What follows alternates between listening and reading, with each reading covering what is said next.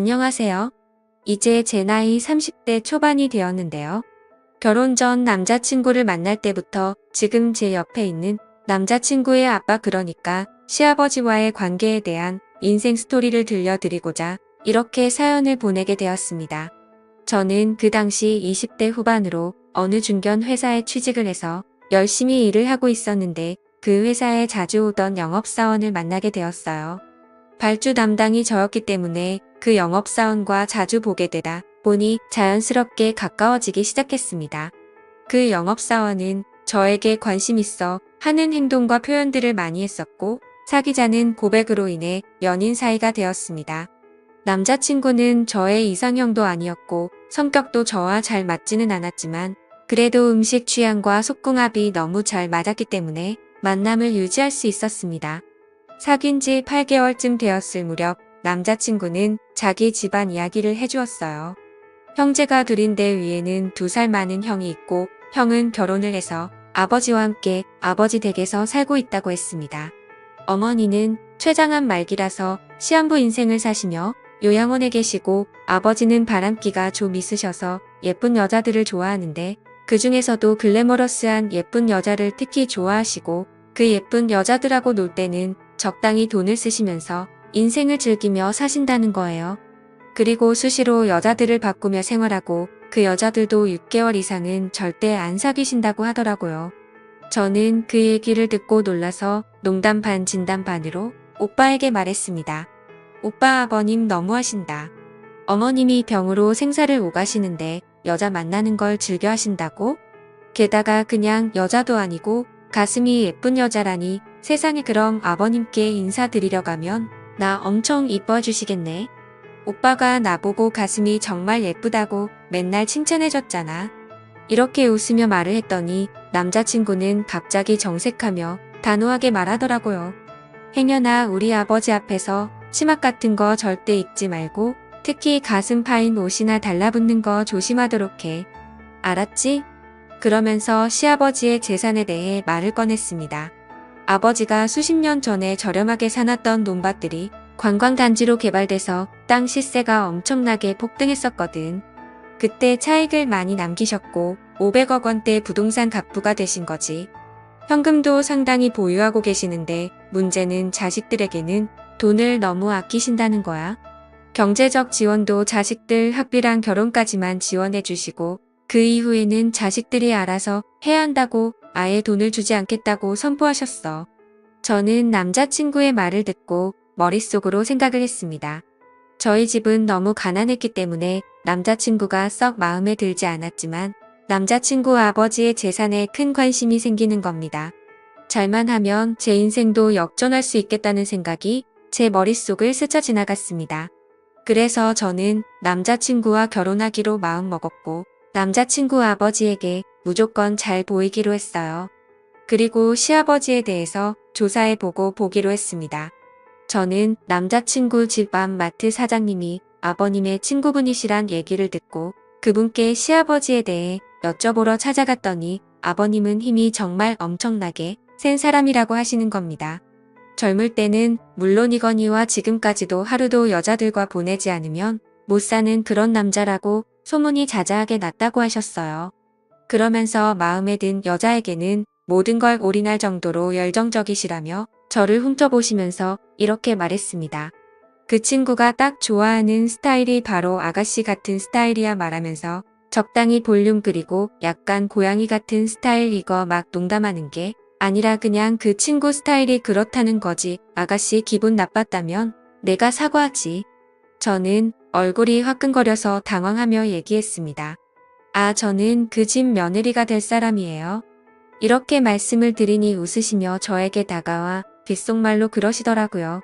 며느리 하지 말고 그 친구 아직 한창인데 애인이나 되어봐. 아마 자네 인생이 활짝 필 거네. 아니 뭐 그냥 흘려들어도 되는 이야기니까 너무 귀담아 듣진 않아도 돼. 내가 그랬다고 말하지는 말고 저는 그 사장님께 좋은 정보 주셔서 감사하다고 인사를 하고 집으로 돌아왔습니다. 저는 그때 반지하방에서 가족들과 같이 살고 있었는데 그 지긋지긋한 가난에서 벗어날 수 있는 기회를 꼭 잡겠다고 각오와 다짐을 했었습니다. 이렇게 저는 예비 시아버지에 대한 조사를 완벽하게 마쳤습니다. 적을 알아야 승리한다는 말이 있듯이 저는 저의 계획대로 시아버지의 며느리가 되었다가 시아버지 옆자리로 가서 재산을 가져야겠다는 생각을 했습니다. 그러던 어느 날 남자친구의 어머니는 병을 이기지 못하고 결국 돌아가셨고 6개월이 흐른 뒤 남자친구 아버지는 막내 아들을 결혼시켜야 하시겠다며 드디어 주말에 저를 집으로 부르셨습니다. 남자친구는 아버지를 만나려면 미리 좀 준비를 하라고 말을 해주었습니다. 저는 기다리고 기다리던 저의 계획을 실행시키기 위해서 준비를 철저히 했습니다. 헤어스타일과 옷을 시아버지께서 좋아하시는 대로 꾸미고 일주일 내내 피부 관리도 했어요. 모든 것은 시아버지께서 좋아하는 걸로 완벽히 준비를 끝마쳤습니다. 남자친구는 만약에라도 시아버지께서 저를 보고 싫다고 하면 결혼은 절대 못할 거라고 말을 해주었고 아버지의 성격은 한 번 아니면 아닌 사람이라고 하며 집의 모든 재산을 다 쥐고 계시기 때문에 집에서는 최고 권력자이고 왕이라고 했습니다. 저도 예비 시아버지 눈에 못 들면 저의 계획도 수포로 돌아가기 때문에 저는 날마다 긴장 속에서 결전의 날을 기다렸습니다. 시아버지를 만나는 날까지 남자친구와 외박도 절대 하지 않았습니다. 드디어 그날이 다가왔고 저는 남자친구와 차를 타고 집으로 갔는데 딱 봐도 부촌 같은 동네였고 외곽 한적한 곳에 있었는데 집은 3층 집이었고 어마어마하게 크더군요. 큰 며느리와 예비 시아버지 그리고 큰 아들이 마당에 나와서 저를 기다리고 계셨습니다. 시아버지는 마음에 안 들면 아예 인사도 안 하고 대화도 안 나누고 그냥 집으로 돌아가라고 하신다는 말에 너무 긴장이 되었습니다. 저는 차에서 내려 예비 시아버님께 최대한 상냥하게 연습한 대로 애교 섞이고 귀여운 목소리로 인사를 드렸어요. 안녕하세요. 아버님 처음 뵙겠습니다. 박지민이라고 합니다. 이렇게 인사를 드렸더니 잠시 정적이 흘렀고 그 짧은 순간에도 실수한 게 있나 머릿속이 바빴습니다. 너무 목소리 크고 높았나 괜히 코맹맹이 소리로 말했나 그냥 여성스럽게 말할 걸 마음에 안 드셔서 그냥 들어가 버리시면 어쩌지 바로 그때 시아버지는 뜻밖에도 두 손으로 제 손을 덥석 잡으시면서 환하게 미소를 지으며 말씀하셨습니다. 어서 와요. 오느라 고생이 많았어요. 우리 막내 아들한테 말은 많이 들었어요. 이어서 정말 제가 봤던 아가씨들 중에 최고로 예쁘네요. 자, 어서 들어가요. 저는 안도의 한숨을 내쉬며 대답했습니다. 네, 아버님 감사합니다. 그럼 실례하겠습니다. 예비 시아버지는 제 어깨에 손을 올리시고 집으로 안내해 주셨어요. 시아버지는 제가 너무 마음에 든다며 싱글벙글 하셨고 시선은 제 얼굴부터 시작해서 이곳 저곳을 계속 훑어보시는 것 같았죠. 저는 그 기회를 놓치지 않고 다들 다른 곳으로 보고 있는 사이 정신이 나갔던지 대담하게 나지막한 목소리로 아버님 뒤에 대고 애교 섞이게 말했습니다. 마음 놓고 봐주세요. 저 아버님 좋아하시는 스타일로 입고 와봤는데 마음에 드세요? 그리고 큰 목소리로 아버님 외모를 칭찬해 드렸습니다.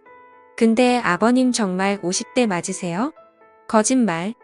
40대 초반으로 밖에 안 보이시는데요? 헬스를 하신다고 들었는데 운동으로 만들어진 몸이라서 그런지. 어머, 이 근육 민재 오빠보다 더 몸이 탄탄하고 좋으세요. 아버님 대박대박. 아버님은 굉장히 기분 좋아하시며 제 손을 덥석 잡으시곤 식탁으로 이끄시더라고요. 빨리 식사들 하러 가지. 저희는 식사를 맛있게 먹고 아버님께서 기분 좋은 날이니 술을 가볍게 한 잔씩 하자고 하시더니 이렇게 말씀하셨어요. 나 오늘 인사 온 지민이가 정말 마음에 드는구나. 하루빨리 결혼 준비하도록 해. 저는 갑작스런 허락 말씀에 뜰 듯이 기뻤지만 최대한 차분하게 말씀드렸어요. 저는 아버님께서 허락 안 해주시면 어쩌나 하고 인사 오기까지 정말 마음 졸였는데 이렇게 결혼하라 해주셔서 감사드려요. 아버님 민재씨도 민재씨지만 아버님을 만난 게 정말 큰 축복인 것 같아요. 제가 정말 잘할게요. 아버님은 저에게 술을 따라주셨고 저는 아버님께서 따라주시는 술에 살짝 취해 가고 있었어요. 저는 첫 만남이라 실수를 안 하기 위해 어느 정도 선까지만 술을 마시고 그 이상은 마시지 않았어요.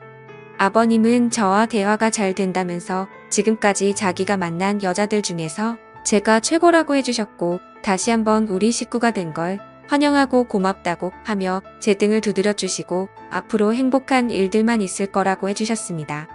저는 아버님과 금방 친해졌고 또 가족들과도 가까워진 것 같았습니다. 그로부터 몇 달 뒤 남자친구와 저는 결혼식을 올리게 되었고 저희는 신혼여행을 다녀온 후 시댁에서 함께 살게 되었어요. 집이 크니 한 층씩 사용을 하였고 아버님은 저에게 하시는 모든 행동들이 자식들한테 하는 것보다 더 잘해주시고 그 예뻐해 주셨고 사랑을 듬뿍 주셨습니다. 주말이 되면 남편은 자전거 타는 것을 좋아해서 동호회 사람들과 제주도 또는 강원도까지 자전거 여행을 다녔습니다. 1박 2일로 주말마다 갔어요. 그래서 혼자 있는 시간이 많다 보니 남편이 없을 때는 아버님의 권유로 같이 쇼핑도 하고 맛있는 음식도 먹고 등산도 하고 가끔 골프도 치곤 했어요. 아버님과 저희 사이는 더욱 가까워져 갔고 하도부터 다니니 남들이 시아버지와 며느리가 아니라 아버님의 두 번째 마누라라고 하시더라고요. 아버님이 아는 분은 저에게 사모님이라고 농담식으로 부르곤 했어요. 그런데 이상하게 아버님은 그 사람들에게 농담 그만하라는 말씀을 전혀 하지 않으셨어요. 그러던 어느 날 저는 아버님과 술을 한잔하면서 아버님에게 부탁이 있다고 말씀을 드리니 아버님은 제 부탁이면 다 들어주겠다고 말해보라고 하셨습니다. 저 아버님 사실 요즘 너무 행복한데 마음 한구석은 항상 친정 식구들 걱정이 되거든요. 저만 이렇게 좋은 집에서 아버님 덕에 호강하면서 사는데 저의 친정 식구들은 반지하방에서 고생하고 있으니 마음이 불편해서요. 염치 없지만 아버님께서 조금만 도와주시면 안 될까요? 이런 말씀드려서 죄송해요 아버님 이렇게 애교 섞인 목소리로 부탁을 드렸더니 아버님은 기다렸다는 듯이 말씀하시더라고요. 그래 우리 며느리 걱정이 많았지. 안 그래도 다 끝내놓고 깜짝 선물로 너한테 말해주려고 했었다. 착한 우리 며느리가 친정 걱정을 왜 안 하겠나 싶어서 내가 준비 다 해뒀지. 이미 40평대 아파트로 준비를 다 해놨고 지금 살림살이 넣고 있으니 다음 주에 사돈어른과 동생들이 이사만 하시면 되겠구나. 명예도 우리 며느리 앞으로 해놨으니까 네가 알아서 하도록 해. 어머, 아버님 정말요? 너무 감사해요.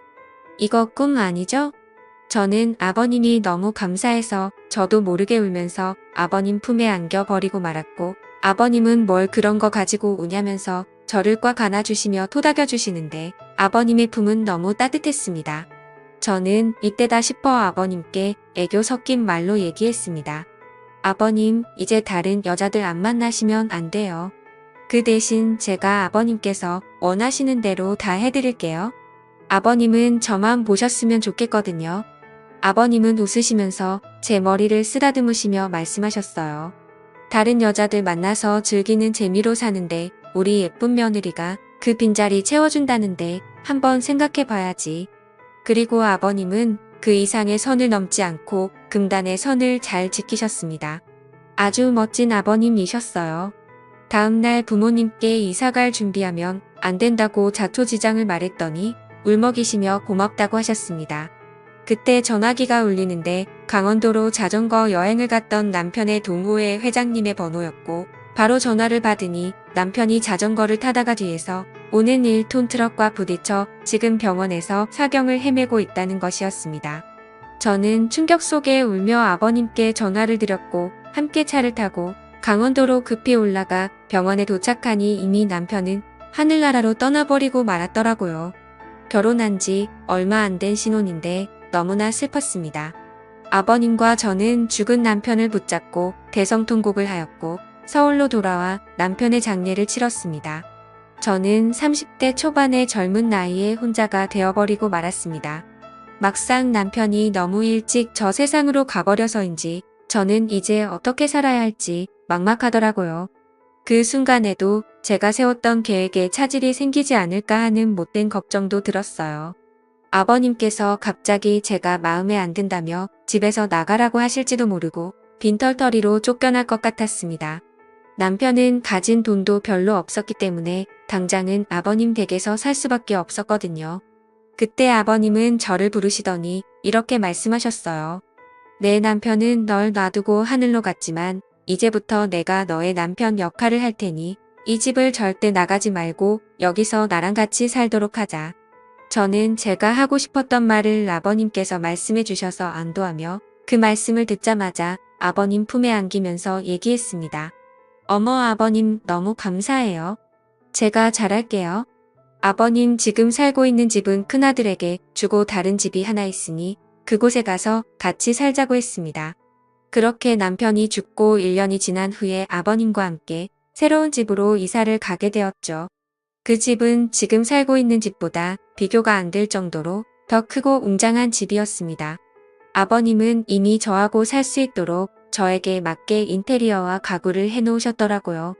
저에게 선물로 주는 거라고 하셨고 이 집에서 같이 잘 살아보자고 하셨습니다. 아버님은 남편이 죽고 2년 동안 서로 조심하였고 그냥 며느리와 시아버지 그 이상에서는 절대 넘지를 않았습니다. 그게 하늘로 간 남편에 대한 마지막 예의라고 생각했기 때문입니다. 1년이 조금 지난 어느 날 아버님 술을 한잔하며 앞으로의 계획에 대해 이야기를 하게 되었는데 이런저런 이야기를 하며 술을 한 잔 두 잔 마시다 보니 살짝 취기가 올라왔습니다. 그렇게 저와 아버님은 시아버지와 며느리의 사이를 넘어서 남자와 여자의 그런 사이가 되어버리고 말았습니다. 아버님은 갑자기 저를 쳐다보더니 잠시 정적이 흘렀습니다. 그 침묵 속에서 제가 먼저 속마음을 말씀드렸어요. 아버님을 앞으로 한 남자로 아버님만 바라보고 사랑할 거예요. 이제부터 시아버지 말고 제 남자가 되어주세요. 그래 주실 거죠? 그러자 아버님이 미소 지으시며 말씀하시더라고요. 내가 원했던 게 바로 그거야. 나도 평생 너 하나만을 바라보고 사랑해 줄 거다. 전에 만나던 주변 여자들은 예전에 다 정리했으니까 걱정 말고 나도 이제는 너만 볼 거야. 그럼 저 이제부터 오빠라고 부를래요. 오빠라고 불러드린다고 하니 아버님은 너무나 좋아하시더라고요. 제가 30대 초반이고 오빠는 50대 중반이니 나이 차이는 22살밖에 차이 나지 않으니 딱 좋았어요. 오빠는 저에게 그냥 자기야 라고 부르겠다고 하길래 저는 이름을 몇 년간 계속 불렀으니 이제부터 자기야 라고 불러달라고 했습니다. 그랬더니 아주 스윗하게 불러주더라고요. 아버님은 50대 나이셨지만 여러 여자들을 만나셨던 이유가 있었더라고요. 자상함과 배려 그리고 가장 중요한 것까지 모든 부분에서 저를 만족시켜 주셨어요. 그리고 사돈집 사정이 어려우니 매월 생활비로 300만 원씩 주면 어떻게 있냐고 하더라고요.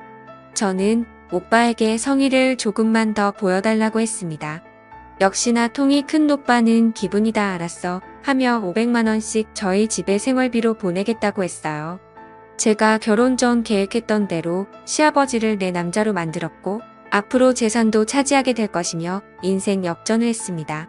저는 제 진심을 담아서 오빠에게 사랑한다고 여러 번 말을 했고 오빠 역시 저에게 사랑한다고 수없이 말을 해주었습니다.